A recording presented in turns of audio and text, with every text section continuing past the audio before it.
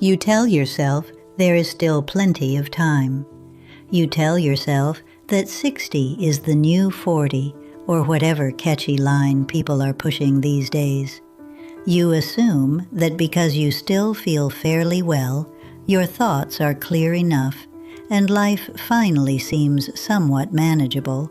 There must be many long years ahead of you, stretched out like an easy afternoon.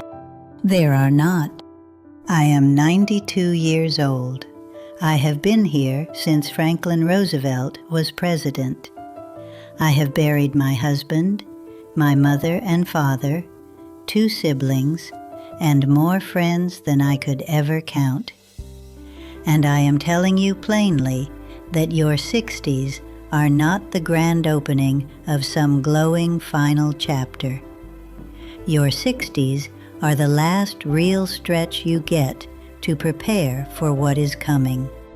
And what is coming is tougher than you imagine.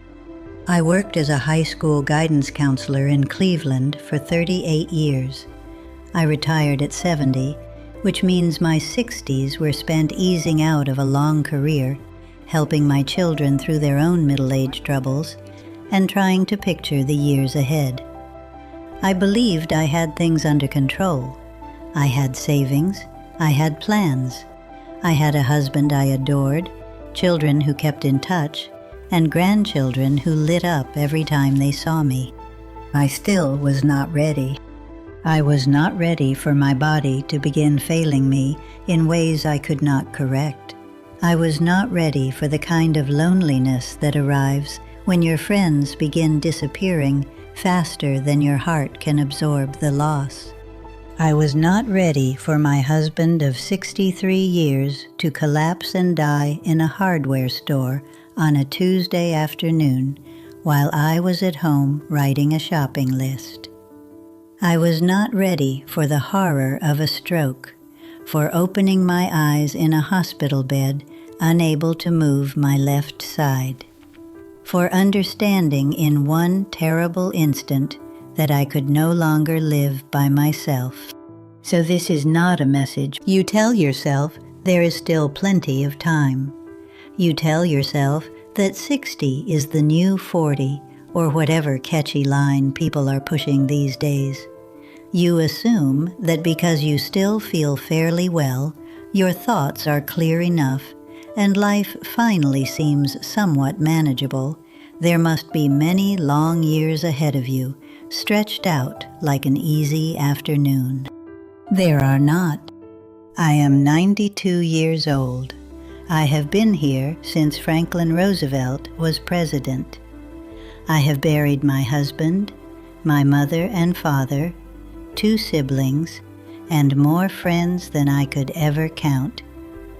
And I am telling you plainly that your 60s are not the grand opening of some glowing final chapter. Your 60s are the last real stretch you get to prepare for what is coming. And what is coming is tougher than you imagine. I worked as a high school guidance counselor in Cleveland for 38 years. I retired at 70, which means my 60s were spent easing out of a long career, helping my children through their own middle-age troubles, and trying to picture the years ahead. I believed I had things under control. I had savings, I had plans. I had a husband I adored, children who kept in touch, and grandchildren who lit up every time they saw me. I still was not ready. I was not ready for my body to begin failing me in ways I could not correct. I was not ready for the kind of loneliness that arrives when your friends begin disappearing faster than your heart can absorb the loss. I was not ready for my husband of 63 years to collapse and die in a hardware store on a Tuesday afternoon while I was at home writing a shopping list. I was not ready for the horror of a stroke, for opening my eyes in a hospital bed, unable to move my left side, for understanding in one terrible instant that I could no longer live by myself. So this is not a message from someone who mastered aging. This is from someone who wishes someone had told her the truth sooner. And if you are in your 60s right now, take this as your warning. Lesson 1. Your body is about to change in ways you may never undo, so build strength while you still have the chance. When I was 62, I could walk 3 miles without even thinking about it. I could carry bags of groceries upstairs. I could sit down on the floor with my grandchildren and stand right back up without anyone offering a hand. I never appreciated any of it because it all seemed normal. By 75, finishing a mile felt like an achievement. By 80, I had to pause halfway up the stairs. By 84, a stroke took what was left of my independence. Here is the truth people do not say clearly enough. The muscle you lose after 60 is incredibly hard to rebuild. The bone density that fades is not coming back. The balance you once had automatically begins to require deliberate attention. And if you do not fight that decline on purpose, if you do not keep moving and lifting and challenging your body while it still answers you, then your 80s and 90s may become a prison where your mind wants one thing and your body refuses. I watch my great-grandchildren race across the yard, and I remember when I could run too. I remember strong legs, a back that did not protest, a body that did not turn standing up from a chair into a performance. That younger version of me feels like a stranger now. I wish I had cared for her better. I wish I had built more strength while I still could. If you are 62 and you can still walk 3 miles, then walk 3 miles. Every day. Build strength now, because one day you will depend on it. Lesson 2. Your friends will begin to die, and you will need more connections than you think. I had a tight circle of 4 women I had known since my 30s. We called ourselves the Tuesday Ladies, because for almost 40 years we met for lunch every Tuesday. Nancy, Ruth, Helen, and me. We raised children side by side. We helped each other through divorce, health scares, the deaths of our parents, and all the other wreckage life brings. I assumed those friendships would carry me to the end. Nancy died in 2008, heart attack. She was 75. Ruth died in 2014, cancer. She was 81. Helen died in 2020, COVID. She was 87. I am the only Tuesday lady left. And in my 60s, I did not bother making new friends. I thought what I had was enough. I believed Nancy and Ruth and Helen would stay with me until the very end. I did not understand that their ending might arrive much earlier than mine. Now I am 92, and most of the people who remember me as a young woman are gone. My daughter is loving. My grandchildren come when they can, but it is not the same as having a friend who remembers who you were at 35. It is not the same as sitting with someone who knew your parents, came to your wedding, and held your babies. So make friends in your 60s. Make younger friends. Make older friends. Make fresh friendships of any kind. Open your life wider than feels necessary, because you do not know who will still be here 20 years from now. The loneliness of outliving nearly everyone you love is a sorrow I would never wish on another person. Lesson 3. Talk about death and money now, while everybody can still speak and think clearly enough to do it. When my father was 89, he had a stroke that left him unable to speak. He lived another 3 years, and during that time we had no certainty about what he wanted. Did he want life support? Did he want every possible treatment? Or did he want comfort? Where was the will? What were the passwords? What accounts even existed? For those 3 years, we guessed, we argued, we made decisions in darkness. I swore I would never leave that burden to my children, and yet I nearly did, because talking about death is deeply uncomfortable. Nobody wants to sit down with their children and say, "Here is what I want when I am dying. Here is where the money is. Here is who gets what." It feels grim. It feels too early. It feels like calling death into the room before it belongs there. But death is coming whether you mention it or not. If you do not have those conversations while you still can, you are leaving confusion behind for the very people who care about you. I finally sat down with Emma and Daniel when I was 74. I should have done it at 64. I should have done it the moment I had grandchildren and understood that my death would affect more than just me. Do not wait until illness arrives. Do not wait for an emergency. Have the conversation now. Lesson 4. Retirement will not rescue you. It will reveal you. I spent most of my working life dreaming about retirement. No more alarm clocks, no more difficult students, no more forms and meetings and endless responsibilities. I imagined travel, gardening, reading, and finally having room to breathe. I retired at 70, and instead of freedom, I fell apart. I had no idea who I was without my job. For 38 years, I had been Mrs. Bennett, the guidance counselor. That role gave me identity. It gave me structure. It gave me purpose. And suddenly I was just Evelyn, an older woman with no specific place to be and nothing urgent to do. It took me 3 years to find myself again.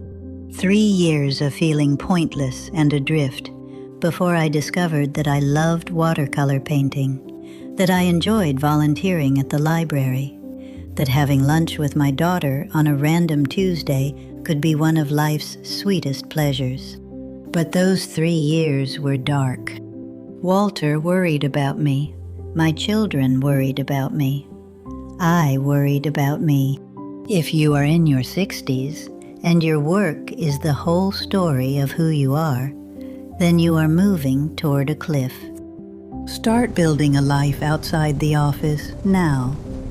Find hobbies, keep friendships alive, learn what you love that has nothing to do with your paycheck. Because the day you retire, you are going to need something to be. And if you have not built that something, you are going to feel like nothing. Lesson 5.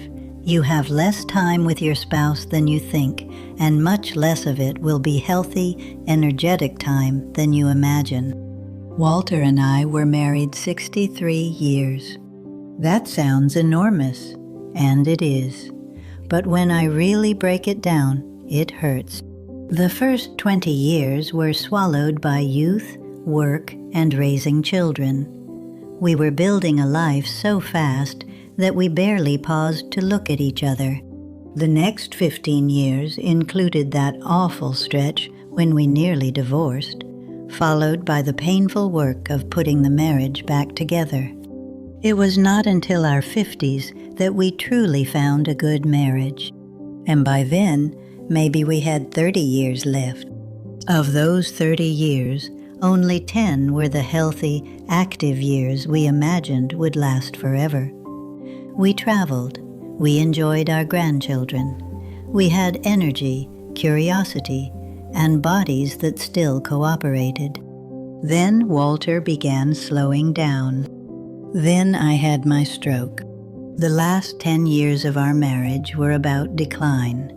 Doctor visits, pills, limitations, the steady shrinking of the life we could share. I am not saying those years were not precious. They were. I would take Walter back in any condition, in a wheelchair, confused, fragile, dying. I would still want him here. But I wish I had understood in my 60s that the window for adventure was already starting to close. I wish we had taken more trips. I wish we had stayed out later. I wish we had said yes more often. I wish I had not acted as though healthy years were guaranteed. They are not. Nobody gets that guarantee. Use the good years while they are still yours. Lesson 6. Forgive people now because later may not come. My brother David and I did not speak for 8 years. It began with an argument over our mother's care, and then money, and then all the little resentments that gather around a family wound until nobody even remembers the original shape of the fight. I was 67 when we stopped speaking. I was certain I was right. I believed he owed me the apology. David died of a heart attack at 79. He died while we were still estranged. And now I will never tell him I am sorry. I will never hear his voice again. I will never sit across from him at a holiday table, both of us rolling our eyes at the same old family stories we had heard 100 times. 8 years of silence for what? For pride, for righteousness, for refusing to be the first one to reach out. If there is someone you love and you are not speaking to them, someone who hurt you or whom you hurt, call them today. Not tomorrow. Not next week. Today. Because people die before you feel ready. They do not wait for the perfect moment or the perfect apology. They leave, and when they go, they take your chance with them. Lesson 7. Do not need your advice nearly as much as they need your presence. I spent my 60s giving my children opinions about their marriages, their jobs, their parenting, their decisions. I had 38 years of guidance counseling behind me. I believed I understood people. I believed I had wisdom worth offering. But they did not want my wisdom. They wanted their mother. They wanted me to come over, hold the babies, sit at the table, ask real questions, and listen without trying to manage their lives. Every time I offered advice they had not asked for, what I was really saying was, I do not trust you to handle your own life. It took me until my 70s to learn how to be quiet, to listen without fixing, to stay present without controlling. And by then I had hurt my relationship with Daniel so badly that we spent 7 years not speaking. Your adult children are adults. They do not need you directing them. They need you loving them while they work things out for themselves. That is much harder than giving advice, but it is what they truly need. Lesson 8. Write things down because memory will not stay faithful forever. I have 11 grandchildren and 6 great-grandchildren. I cannot remember all of their birthdays unless I check the list in my nightstand. I cannot always remember what I ate yesterday morning. I cannot always recall conversations from last week. This is normal. This is what happens when a brain lives long enough. But it is frightening. And if you do not prepare for it, you will lose things that matter deeply. Write down your memories. Write down the stories of your family. Write down your mother's recipes, your father's laugh, the name of the first dog you ever loved. Write down what you want your grandchildren to know about who you were before age made you small in their eyes. I started journaling when I was 78. I wish I had begun at 60. There are so many memories gone now that I cannot recover. Moments that lived only in my mind and disappeared when my mind could no longer hold them. Do not let that happen to you. Lesson 9. You are going to be afraid, and courage means living anyway. I was terrified of getting old, terrified of losing Walter, terrified of being sick, alone, dependent, diminished. In my 60s, I spent a lot of energy trying not to think about any of it, as though refusing to look at my fear might somehow make it disappear. It did not disappear. Everything I feared came. Walter died. I had a stroke. I lost my independence. I live with my daughter now because I cannot live alone. Every fear I carried became real, and yet I am still here. I am still myself. I still laugh at my granddaughter's jokes. I still look forward to visits from my great-grandson. I still enjoy a good cup of coffee in the morning. The things I feared did not erase me. They changed me. They reduced me in some ways, yes, but they did not finish me. You are going to face loss. You are going to face decline. You are going to face death. You cannot escape those things, but you can meet them with courage instead of denial. You can prepare instead of pretending. And when the hard things finally come, you may find that you are stronger than you thought you were. Lesson 10. And this is the one I most want you to hear. The last 30 years move faster than the first 60. I blinked and I was 70. I blinked and I was 80. I blinked and Walter was dead and I was 90. And then 92. Now I sit here wondering where it all went. When you are young, time drags because everything is unfamiliar. When you are old, time races because so much has happened before. The seasons begin to run together. The years fold in on each other. You wake up and realize a decade has vanished, and you can barely explain where it went. I am not telling you this to scare you. I am telling you this so you pay attention. Pay attention to your 60s. Pay attention to your 70s. Pay attention to ordinary days. Life is moving faster than you think, and you cannot slow it, and you cannot ask for any of it back. My husband Walter died 6 years ago.